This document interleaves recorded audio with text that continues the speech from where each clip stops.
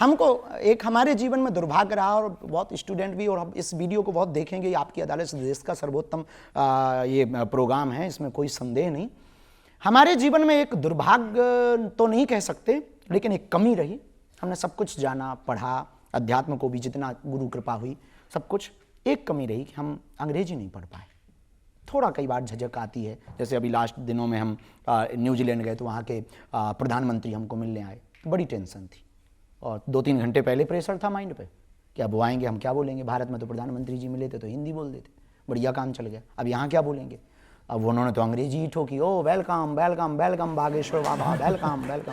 तो हमने भी कहा thank you thank you thank you thank you. अब क्या बोल दें, हमें यही आती है। तो फिर हमने अंत में यही कहा कि sorry I can not speak in English but I understand. तो हमारे जीवन में हम यही कहेंगे, जो हमने भूल की वो बाकी बच्चे ना करें। पढ़ना बहुत जरूरी है। अपने बच्चों को आप कपड़े देना या ना देना, संपत्ति देना या ना देना, बच्चों को शिक्षा जरूर देना।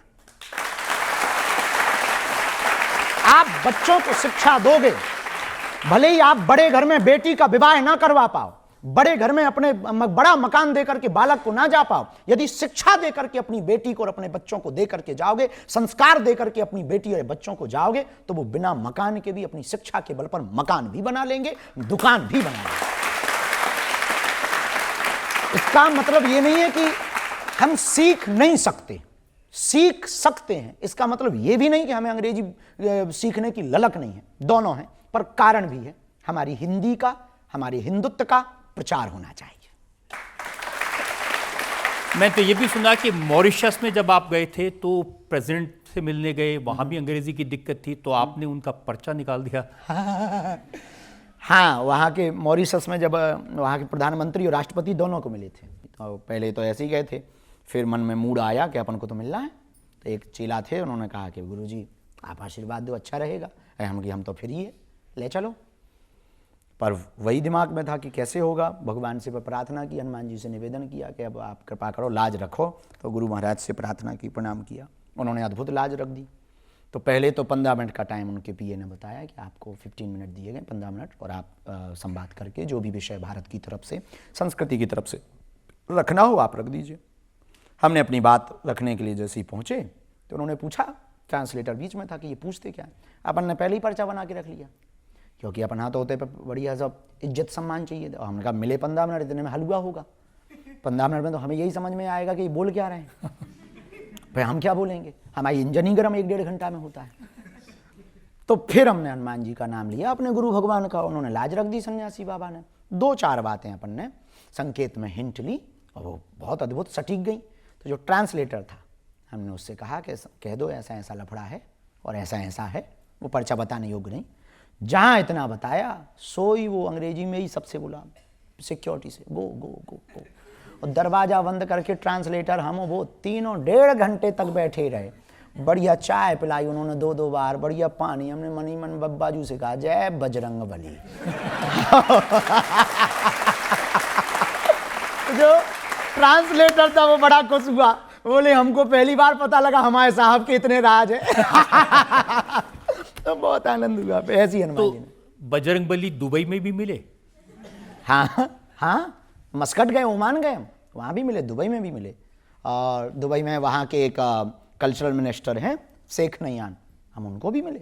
हाँ, भारत में है दिक्कत, भारत में लगता है कि हम मुसलमानों के विरोधी हैं, बल्कि जहाँ रियल वाले मुसलमान रहते हैं वो तो सब रेड कारपेट बिछा के हमारा स्वागत करते हैं। हाँ, क्योंकि हम आदमी बहुत अच्छे हैं। तब आप पढ़ने के लिए ऑक्सफोर्ड जाना चाहते हैं, पीएचडी करना चाहते हैं? सही खबर है। हमारा उद्देश्य है कि जीवन विद्यार्थी में ही रहना चाहिए, पढ़ते ही रहना चाहिए। और जो काम हम कर रहे हैं उस कार्य में हनुमान जी की कृपा और गुरु का प्रसाद तो है ही है।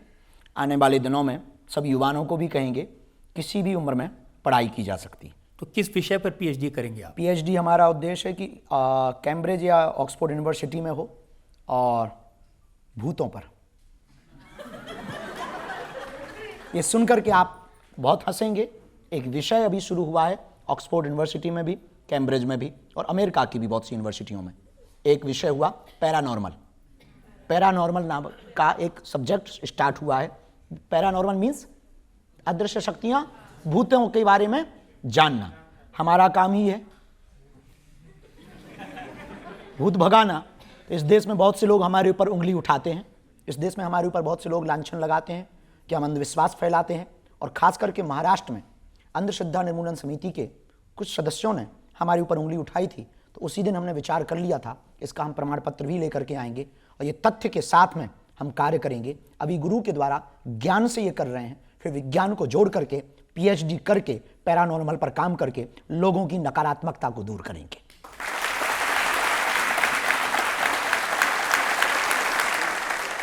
देखिए आजकल बहुत सारे लोग ये जब आपकी विदेश यात्राएं देखते हैं, आपकी ये गाड़ियां देखते हैं, लोग कहते हैं ये अब ये अमीरों के गुरु हो गए हैं, गरीबों से नाता टूट गया इनका। वाह, गरीबों से नाता तोड़ेंगे तो जी नहीं पाएंगे, क्योंकि हमारी जिंदगी गरीबी थी, आज भी वही है, कल भी वही है। जब तक जिएंगे जैसे कल थे वैसे ही रहेंगे।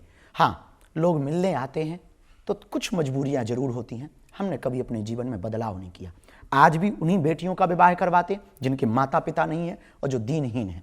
आज भी भंडारा, कोई व्यक्ति भूखा ना जाए। आज भी बागेश्वर धाम पर रहते हैं, 18-18 घंटे जागते हैं, एक एक व्यक्ति को मिलते हैं। भीड़ बहुत हो गई तो ज़्यादा को नहीं मिल पाते, पर जितनों को भी हम अपनी तरफ से भोजन, एक कई बार भोजन छोड़ देते, पर लोगों की सेवा नहीं छोड़ते। जो कल थे वो आज है। बाकी कहने वालों ने तो राम को भी नहीं छोड़ा, हम तो आम हैं, हमें कब छोड़ेंगे। देखिए अखिलेश यादव की बात सुन रहा था, वो कह रहे थे कि अगर आपको बागेश्वर बाबा की कथा करानी हो तो 50 लाख रुपए खर्च करने पड़ते हैं।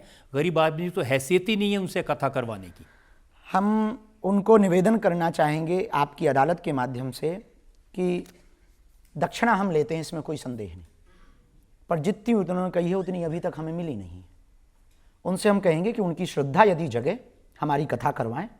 हम उनके गांव में जहां वो कहेंगे वहां आएंगे, टेंट भी अपना लाएंगे, साउंड भी अपना लाएंगे, यजमान उनको बनना पड़ेगा, 1 रुपया दक्षिणा नहीं लेंगे और कथा सुना करके जाएंगे। आदिवासियों की कथाएं, आदिवासी क्षेत्रों में जाकर के उनको यजमान बना करके अपने टेंट लगाकर, अपना साउंड लगा करके कथा की। ये इसका गुणगान नहीं उन्होंने आज तक किया। हमने आज, हाँ, दक्षिणा लेते हैं, हमारी 2 मजबूरी है जिस कारण से। एक, कैंसर हॉस्पिटल की मजबूरी, हमारा क्षेत्र बहुत पिछड़ा बिछड़ा है, वहां बहुत गरीबी है और लोग आस्था के नाम पर धर्मांतरण करते हैं वहां पर। तो हम चाहते हैं हम मंदिर बना करके नहीं, जीते जी अस्पताल बना करके मरे।